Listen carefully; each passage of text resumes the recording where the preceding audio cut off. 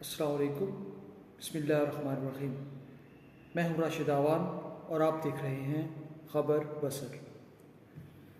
چلتے ہیں اپنے ولاگ کی جانب، لیکن اس سے پہلے ایک گزارش کہ آپ نئے چینل کو سپورٹ کیجئے، سبسکرائب کیجئے، کومنٹ کیجئے، لائک کیجئے اور شیئر کیجئے۔ یہ اس لیے کہ یوٹیوب کا الگوریتھم کچھ اس طرح کا ہے کہ اگر اسے کومنٹ کیا جائے گا، شیئر کیا جائے گا، لائک کیا جائے گا تو اس کی ریچ بڑھ جائے گی اور یہی ہمارے حوصلے بلند رکھنے کا ایک ذریعہ ہو جائے گا۔ تو چلتے ہیں اپنے آج کے ولاگ کی جانب۔ 27ویں ترمیم کی سینٹ سے منظوری۔ 27ویں ترمیم کا مسودہ سینٹ سے منظور کر لیا گیا ہے اور اس میں آرٹیکل 248 کے تحت field marshal, chief of air marshal, chief of naval staff اور چیف آف آرمی اسٹاف اور صدر مملکت کو تاحیات تمام قسم کے مقدمات سے استثناء حاصل کیا گیا ہے۔ وزیر اعظم شہباز شریف اور اسپیکر ایاز صادق نے آرٹیکل 248 کے تحت استثناء حاصل نہ کرنے کا عندیہ دیا ہے۔ وفاقی حکومت کی جانب سے زرعی گریجویٹس کے لیے چین میں اسکالرشپس کا اعلان کیا گیا تھا، جس کے تحت اس وقت 224 گریجویٹس چین سے زرعی تعلیم مکمل کر کے واپس آ چکے ہیں اور گورنمنٹ کا اعلان ہے کہ مزید گریجویٹس چین روانہ کیے جائیں گے، جبکہ 376 گریجویٹس اس وقت چین میں زرعی تعلیم کی تربیت حاصل کر رہے ہیں۔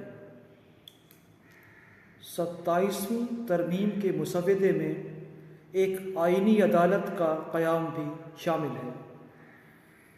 یہ آئینی عدالت سپریم کورٹ کی طرح کام کرے گی اور اس کا جج یا سپریم کورٹ کا جج ان میں سے سینئر وہ ہوگا جس کا تقرر پہلے کیا جائے گا اور اسلام آباد ہائی کورٹ کی تیسری منزل خالی کروا کر آئینی عدالت کا صدر دفتر بنایا جائے گا۔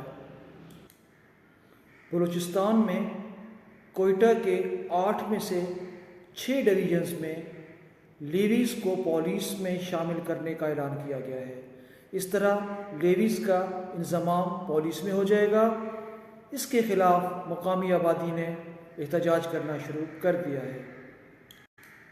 لیویز اہلکار 140 سالہ پرانا نظام ختم کرنے پر احتجاج کر رہے ہیں۔ وزیر اعلیٰ بلوچستان سرفراز بگٹی کا کہنا ہے کہ اگرچہ لوگ لیویز سے محبت رکھتے ہیں لیکن یہ فیصلہ پسندیدہ نہ ہونے کے باوجود ضروری ہے۔ ہم سمجھتے تھے کہ جلسے جلوسوں اور نعرے لگانے میں دنیا میں ہم سا کوئی کہاں ہے، لیکن بھارت سے خبر آئی ہے کہ اترکھنڈ یونیورسٹی کی انتظامیہ نے اعلان کیا ہے کہ وزیر اعظم نریندر مودی کی ریلی میں جو طلباء طالبات شریک ہوں گے انہیں 50% اضافی نمبر دیے جائیں گے۔ اور بات یہاں تک ختم نہیں ہو رہی، جو اس میں نعرے لگائیں گے ان کو مزید اضافی نمبر بھی دیے جا سکتے ہیں۔ یونیورسٹی نے گویا یہ اعلان کر دیا ہے کہ ہمسا ہو تو سامنے آئے۔ اب دنیا میں ان کا مقابلہ کون کر پائے گا یہ تو ہم نہیں کہہ سکتے، لیکن ظاہر ہے اپوزیشن نے اعتراض بھی کیا ہے اور یہ نقطہ بھی اٹھایا ہے کہ اس طرح تعلیمی معیار انتہائی پستیوں میں چلا جائے گا۔ اس کے جواب میں یونیورسٹی انتظامیہ نے بھی اپنا پورا موقف دیا ہے۔ ان کا کہنا ہے کہ اصل میں یہ بات اس لیے رکھی گئی ہے کہ طلباء میں سیاسی شعور اجاگر ہو۔ واہ جی، اسے کہتے ہیں چپڑی اور دو۔ ویسے آپس کی بات ہے، اگر یہ قانون پاکستان میں رائج ہو جائے تو شرح خواندگی بہت بلند نہیں ہو جائے گی؟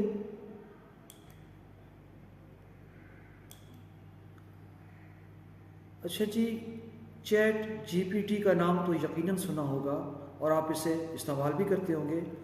تو امریکہ میں اس پر 7 مقدمات کر دیے گئے ہیں۔ اس کی کمپنی ہے اوپن آئی اور ان پہ مقدمات کیے گئے ہیں کہ 4 اشخاص نے چیٹ جی پی ٹی سے مشاورت کے بعد 3 نے خودکشی کر لی اور باقی شدید ذہنی دباؤ اور بیماری کی حالت میں ہیں۔